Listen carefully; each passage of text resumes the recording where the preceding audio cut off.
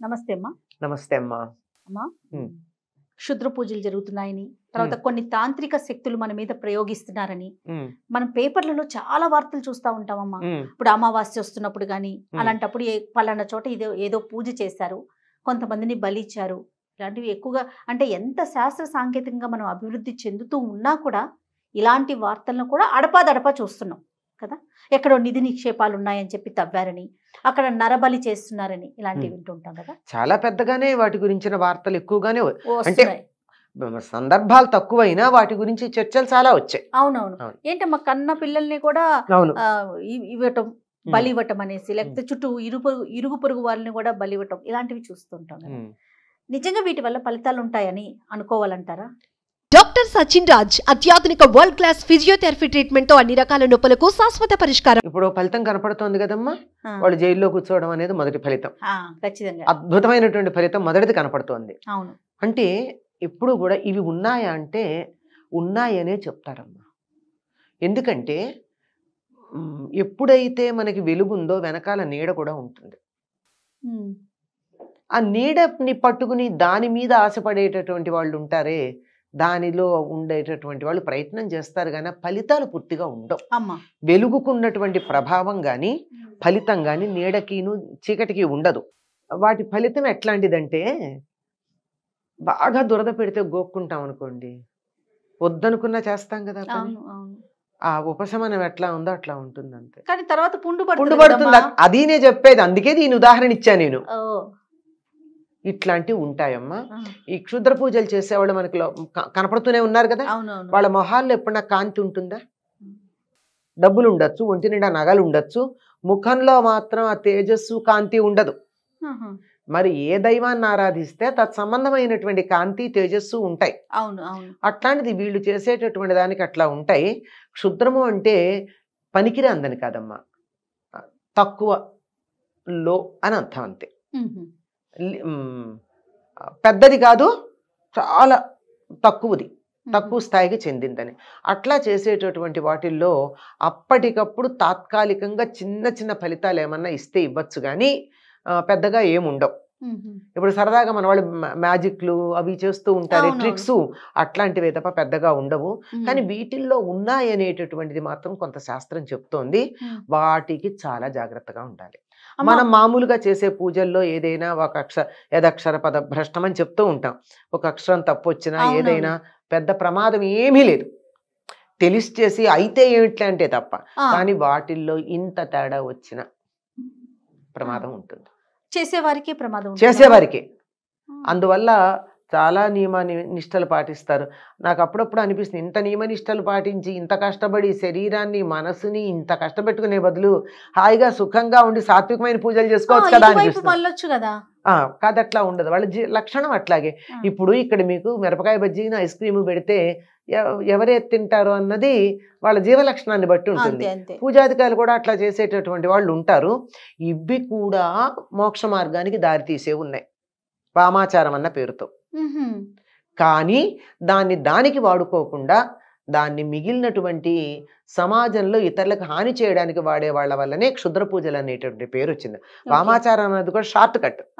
ఇప్పుడు రాచబాటలో పెడతాం మనం, రాచబాటలో పెడితే దూరం అవుతుంది. అవును, అవును. అడ్డదారిలో వెళ్ళేటప్పుడు ఏమైతే రాళ్ళు ముళ్ళు ఇత్యాదులు ఉంటాయి, అడ్డం పడి కొట్టుకుని పెడతాం.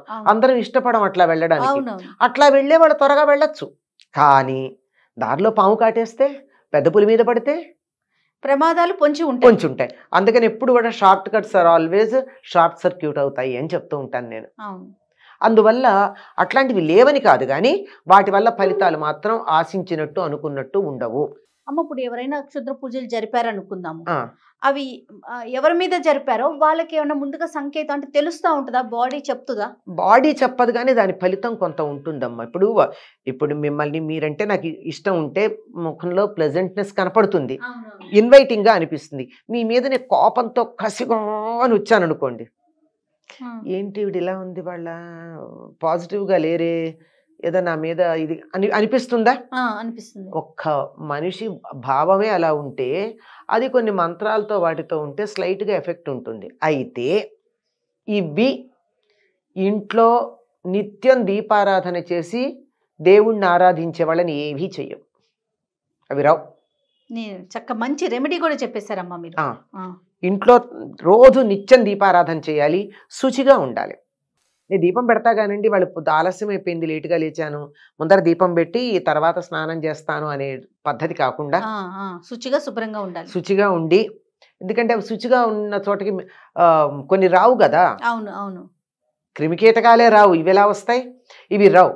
కనుక శుచిగా ఉండే ఇంట్లోనూ, దేవుడికి రోజు దీపం పెట్టే ఇంట్లోనూ, పూజ చేసే ఇంట్లోనూ రావు.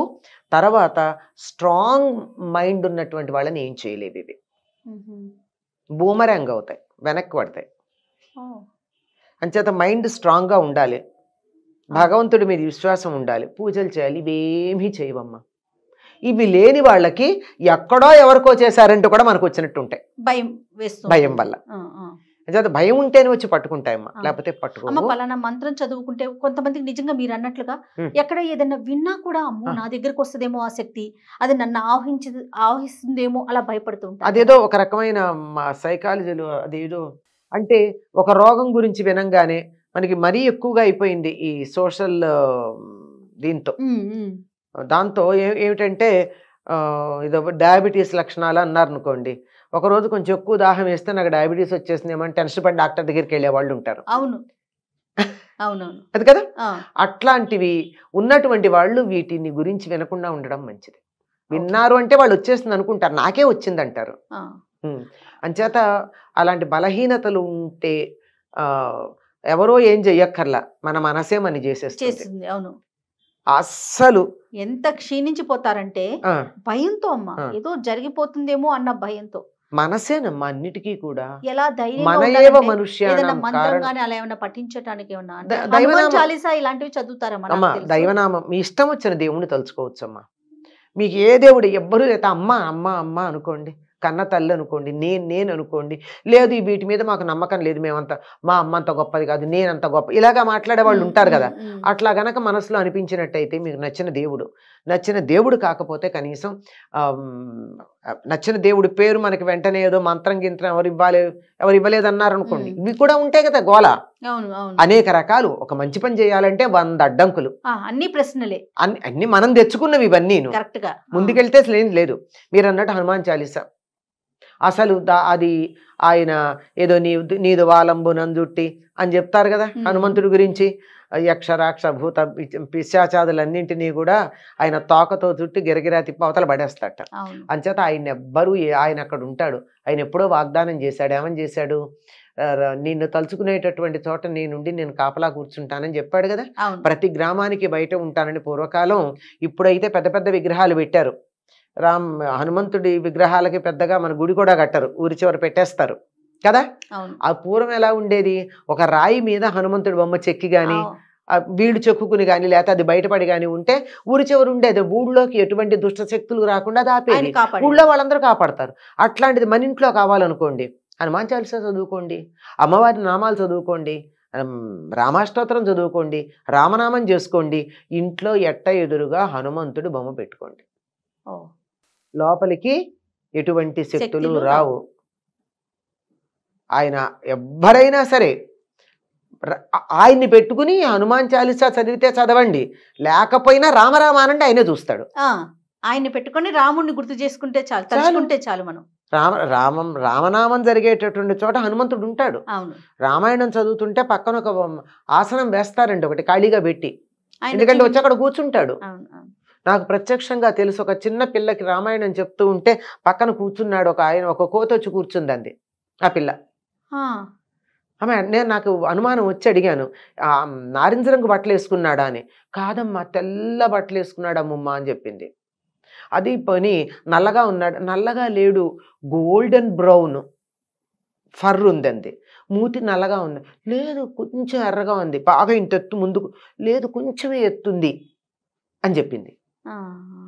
కళ్ళు అవుట్ సైడ్ నల్లగా ఉన్నాయి, లోపల నల్లగా లేవు అన్ని. మేబీ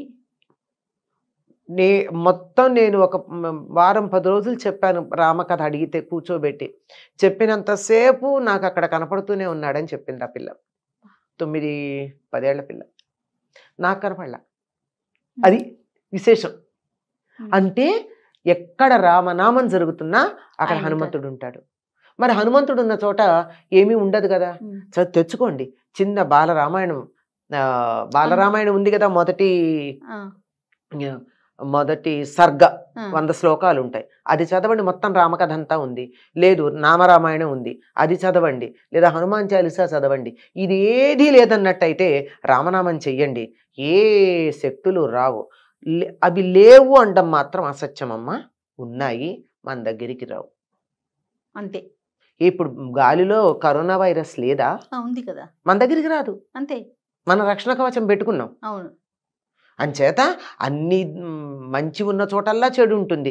అమృతం వచ్చిన చోట హాలాహలం కూడా వచ్చింది. అట్లా అన్నీ ఉంటాయి. మన దగ్గరికి రాకుండా మనం జాగ్రత్త పడాలంతే. రైట్. నమస్తే అమ్మా. నమస్తే అమ్మా.